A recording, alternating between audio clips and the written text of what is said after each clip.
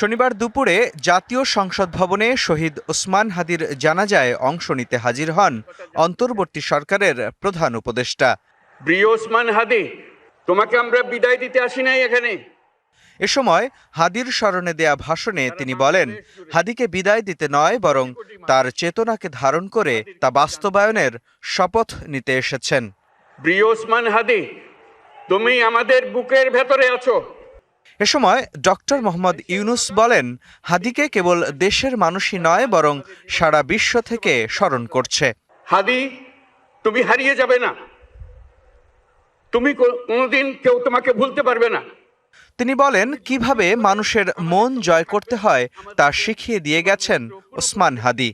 কিভাবে বিনীত হয়ে মানুষের কাছে গিয়ে রাজনীতি করতে হয় সে শিক্ষা সবার মাঝে ছড়িয়ে দেওয়ার কথা বলেন প্রধান উপদেষ্টা।